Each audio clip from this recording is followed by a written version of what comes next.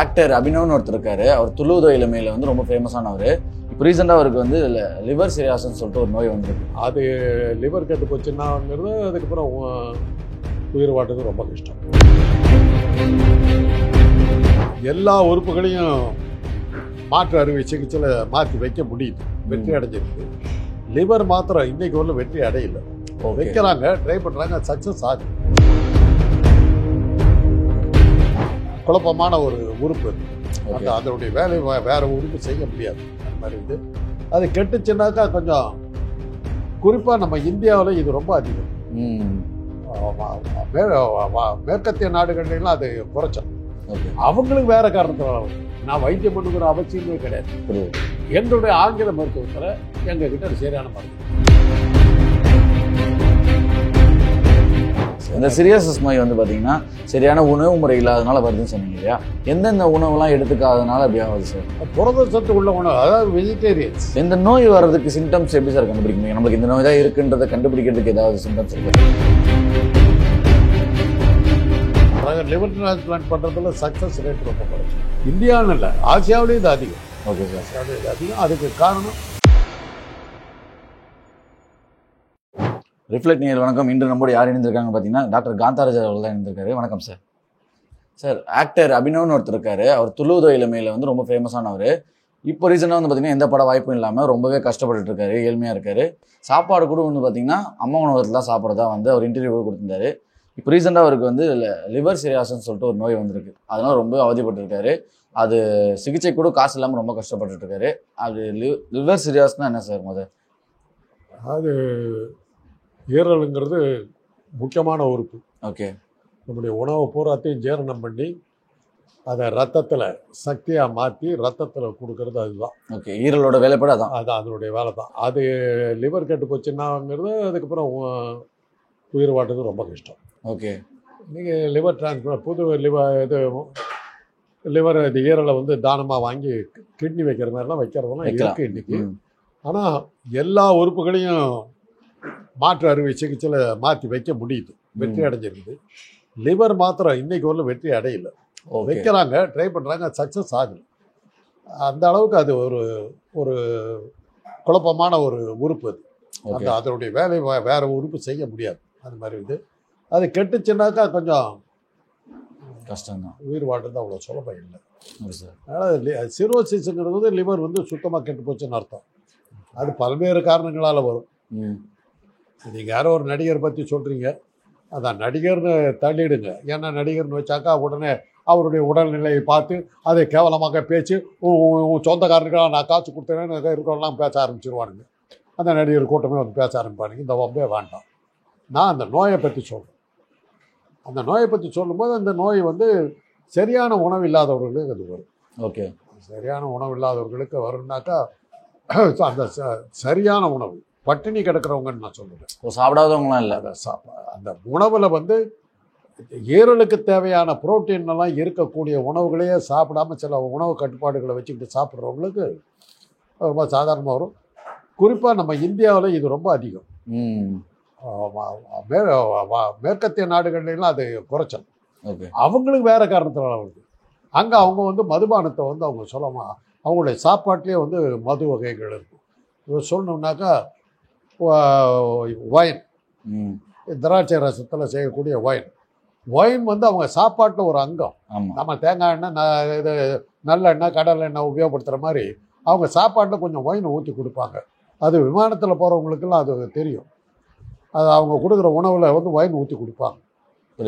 சொல்லணும், எனக்கு ஒயின் கொடுக்காதீங்க. ஏன்னா நம்ம ஊரில் அது வந்து போதைப் பொருளை நம்ம பார்க்கணும். கண்டிப்பாக. அங்கே வந்து அது வந்து சாப்பாட்டில் ஒரு அங்கமாக ரெசிபியில் அது ஒரு இதாக இருக்குது. அது மாதிரி அவங்களுக்கு வந்து இந்த குடியினால் வரக்கூடிய சிரோசிஸ் மிக அதிகம். இங்கே நம்ம ஊரில் வந்து புரோட்டீன், அந்த புரத சத்து குறைவாக இருக்கிறதுனால வர்ற சிரோசிஸ் ரொம்ப அதிகம். ஓகே. நம்ம ஊரில் வந்து லிவர் ஃபெயிலியர் ரொம்ப ரொம்ப காமன். சரியான வந்து புரத சத்து குறைவாக இருக்கிறவங்களுக்கு இது தமிழில் அதுக்காக சரியான பேர் இல்லை. ஓகே. அந்த காலத்தில் என்ன சொல்ல மகோதரம்னு அது ரொம்ப காமன். கொஞ்சம் வைத்தியம் பண்ணுறது கொஞ்சம் கடினம். ஓகே. அப்போ அதில் ஒரு நன்மை, ஒரு ப்ளஸ் பாயிண்ட் என்னன்னா வந்த மாதிரி அது தனியாக தானாக சரியாக போயிடும். தானாகவே சரியா தானாகவே சரியாயிடும். நான் வைத்தியம் பண்ணுங்கிற அவசியமே கிடையாது. புரியுது.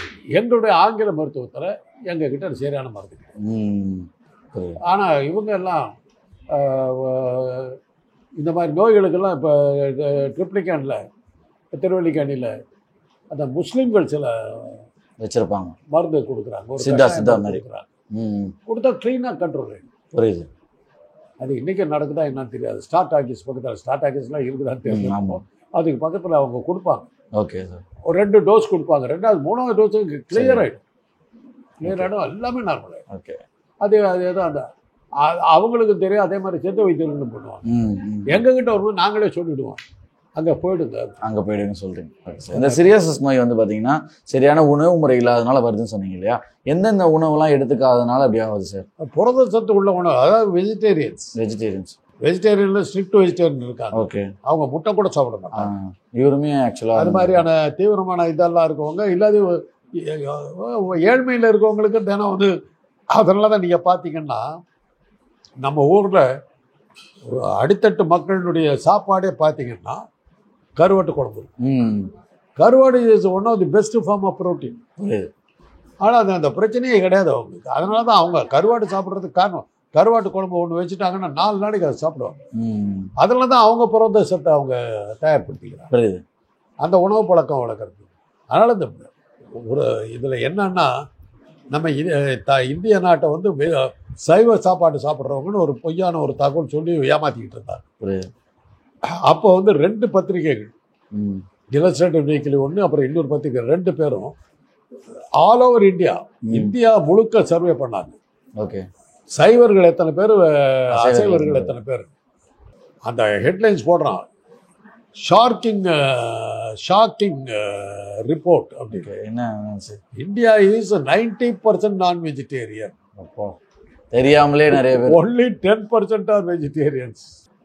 அது வரலும் நீங்கள் பார்த்தீங்கன்னா அந்த காலத்தில் வர்ற கதைகள்லாம் பார்த்தீங்கன்னா எழுத்தாளர்கள் பூராமல் இந்த 3%காரருக்கு தான் கதையில் எழுதுவான். மத்தியானம் என்ன பண்ணியிருக்கா அப்படின்ற மாதிரி அவர் கதை. இது மத்தியானத்துக்கு உங்களுக்கு பிடிச்ச பாகற்காய் பிட்லையும் கொத்தவரங்காய் கொச்சும் செஞ்சுருக்கேன். கேள்விப்பட்டதே கிடையாது, என்னன்னே தெரியாது. இந்த சாப்பாடு யார் வீட்டில் சாப்பிட்றா? நம்ம ஆளுங்களே படம் எடுப்பாங்க. நான் ஒரு நான் பிராமணன் எடுத்த படத்தில் அந்த பொண்ணு சந்தோஷத்தில் சொல்லுது, இவ்வளோ மகிழ்ச்சியாக இருக்குது, கொண்டாடணும், என்ன வேணும்? மத்தியானம் பாயசம், சாயந்தரம் வடை. எந்த நான்வெஜ்ஜில் உள்ள நம்ம பசங்க என்ன கேட்கும்? மத்தியானம் கோழி பிரியாணி, சாயந்தரம் மட்டன் பிரியாணின்னு கேட்கும். அந்த 3%காரர்களை அட்ராக்ட் பண்ணுறாராம் இவர். இந்த ஆள் மத்தியானம் வடை, சாயந்தரம் பாயசம் அப்படி. நம்ம ஊரில் இந்த மாதிரியான ஒரு போலித்தனமான ஒரு வெஜிடேரியன் இது இருக்குது. இந்த நோய் வர்றதுக்கு சிம்டம்ஸ் எப்படி சார் கண்டுபிடிக்க முடியும்? நம்மளுக்கு இந்த நோய் தான் இருக்குன்றதை கண்டுபிடிக்கிறதுக்கு ஏதாவது சிம்டம்ஸ் இருக்கா? பசி எடுக்கணும், சாப்பிட முடியாது. ஓகே. சாப்பிட போனோம்னா உங்களுக்கு குமட்டும். அப்படியே சாப்பாட்டை கிட்ட கொண்டு போகும்போது அப்படியே தள்ளி விட்டு. ஆனால் பசிக்கும். புகைப்பிடிக்கிற பழக்கம் இருந்ததுன்னா சிகரெட்டை உடனே விட்டுருவாங்க. தீவிரமாக சிகரெட் குடிச்சிக்கிட்டு, இப்போ சிகரெட் குடிக்கிறவங்க இல்லை. அந்த காலத்தில் தானே டயக்னோசிஸ். சிகரெட் குடிச்சிக்கிட்டு இருக்கிறது வேண்டாம், அவங்களே விட்டுருவாங்க அப்படின்னாக்கா விடமாட்டாங்க. அந்த இது இருக்கும்போது சாப்பாட்டை பார்த்தாலே சாப்பிட தோணாது, ஐயோ வேண்டாம் வேண்டாம். ஆனால் அது கரெக்டாக அந்த ஒரு 15 நாள் இருக்கும். அந்த அமெரிக்காவில் அப்படி தான் எனக்கு குணம் ஆச்சு. என்னுடைய நண்பர் கொண்டு போய் தன்னுடைய வீட்டில் வச்சுக்கிட்டார், டாக்டர் மணி. அமெரிக்காவில் தான் அவர் தன்னுடைய வீட்டில் வச்சுக்கிட்டார். கரெக்டாக அன்றைக்கி ஆயுத பூஜை என்னமோ பூஜை, அந்த டைமில் அங்கே இருக்கிறேன். அன்றைக்கி அவங்க வந்து சாப்பாடெல்லாம் பண்ணி, அந்த படையெல்லாம் பண்ணி, ஏன்னா எடுத்துகிட்டு வந்து வைக்கிறாங்க. எனக்கும் கொஞ்சம் கொடுங்கன்னு பசிக்க ஆரம்பிச்சிருச்சு. அப்போ எனக்கு புரிஞ்சிருச்சு. நான் அப்போ தான் பிளட்டு கொடுத்துட்டு வர்றேன், செக்கப்புக்கு கொடுத்துட்டு வர்றேன். இந்த சாப்பாடை கொடுங்கன்னு சொல்லி சாப்பிட்டேன். சாப்பிட்டோன்னே நான் அவரும் டாக்டர், ஓகே சரியாயிட்டிங்க போட்டிருக்கேன்னாரு. ஆமாண்ணா, ஃபோன் வருது லேபில் இருந்து, இம்ப்ரூவ்டு. இது வந்து நம்ம ஊரில் ரொம்ப ரொம்ப ரொம்ப இந்தியா முழுக்க, இது இந்தியான்னு இல்லை, ஆசியாவிலே இது அதிகம். ஓகே சார், ஆசியாவிலே இது அதிகம். அதுக்கு காரணம் புரத சத்து குறைவான சாப்பாடு சாப்பிட்றது, மதுப்பழக்கம் உள்ளவர்களுக்கு இது வரும். Okay sir. சார், இந்த நோய் வந்து பார்த்தீங்கன்னா அவருக்கு வந்திருக்கு, தீவிரமாக இருக்குது. கிட்டத்தட்ட ஒரு 28 லட்சம் தேவைப்படுதுன்னு சொல்கிறாங்க அறுவை சிகிச்சைக்காக. அப்படி என்ன அறுவை சிகிச்சை பண்ணுவாங்க? இது ஒருவேளை லிவர் டிரான்ஸ்பிளான்ட் பண்ணுறாங்களோ.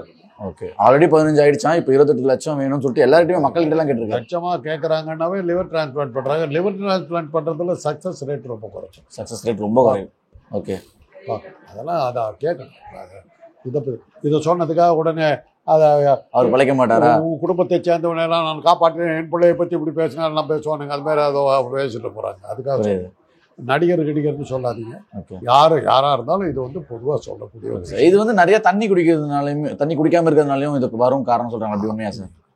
சரியா, சத்தான அந்த புரத சத்து குறைவான உணவையே சாப்பிட்டுக்கிட்டு இருக்கிறதுனால வர்றதுதான் மெயினாக வர்றதுக்கு காரணம். ஓகே, அது அவங்களுடைய குடும்ப பழக்க வழக்கமாக கூட இருக்கு. ஓகே, யாருக்காவது இருக்கலாம். இல்லாமையினால போகிறது ஒரு பக்கமாக இருக்கலாம். குடும்ப பழக்க வழக்கத்திலே அவங்க வந்து ஸ்ட்ரிக்ட் வெஜிடேரியன்ஸ் இருக்காங்க. அந்த அந்த குடும்பங்களில் பார்த்தீங்கன்னா பால் கூட குடிக்க மாட்டாங்க. பால் கூட வீகன் சொல்லுவாங்க இல்லையா? வேகான்ஸ் சாரி. அவங்கெல்லாம் பால் கூட குடிக்க மாட்டாங்க. வெள்ளையாக இருக்கிற எந்த பொருளையும் தொட மாட்டாங்க. அந்த மாதிரி ஆட்களுக்கெல்லாம் வரதுக்கு வாய்ப்புகள் உண்டுன்னு சொல்கிறத வருங்கிற அவசியம் கிடையாது. ஓகே, ஏன்னா சிகரெட் குடிக்கிறவனுக்கு நுரையீரல் புற்றுநோய் வரும்னுவாங்க. எவ்வளோ பெண்களுக்கு நுரையீரல் புற்றுநோய் வருது, அவங்க சிகரெட்டாக குடிக்கிறாங்க. அதெல்லாம் இது சிகரெட்டு ஒரு காரணம். அதனால் சிகரெட் குடிக்கிறவனுக்கு எல்லாத்துக்கும் அது வரணுங்கிற அவசியம் இல்லை. ஆனால் சிகரெட் குடிக்கிறவனுக்கு அது வர்றதுக்கு வாய்ப்புகள் அதிகம், அவ்வளோதான். புரியுது சார். அதேமாதிரி நம்ம நிறைய தண்ணி குடிக்கிறத பற்றி பேசியிருந்தோம். இப்போ வந்து பார்த்தீங்கன்னா வரப்போகிற சம்மர், அதாவது கோடை வெயில் காலம் வருது. அந்த கோடை வெயில் காலத்துலேருந்து பார்த்தீங்கன்னா மக்கள் எந்தெந்த மாதிரிலாம் வந்து அவங்கள வந்து சேவ் பண்ணிக்கலாம் சார்?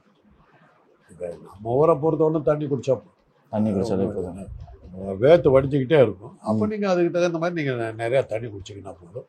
கூல்ட்ரிங்க்ஸ் அது இதெல்லாம் குடிக்கலாம். பழங்கள், சாறு உள்ள பழங்கள், சாத்துக்குடி, திராட்சை, இது மாதிரி அதெல்லாம் காஸ்ட்லி, ரொம்ப விலை ஜாஸ்தி. தெருவு தான் இந்த சர்பத்தெல்லாம் விற்கிறாங்களா, அதெல்லாம் அதுவே குடிக்கலாம். நம்ம ஊருக்கு அதெல்லாம் போதும். நம்ம ஊருடைய வெயில் வந்து அந்த மாதிரி வெயில் கிடையாது. எந்த மாதிரி சொல்லுங்க சார்? அது இப்போ பாலைவனத்துலாம் நீங்கள் பார்த்தீங்கன்னா அவங்களுக்கு 2 எக்ஸ்ட்ரீம்.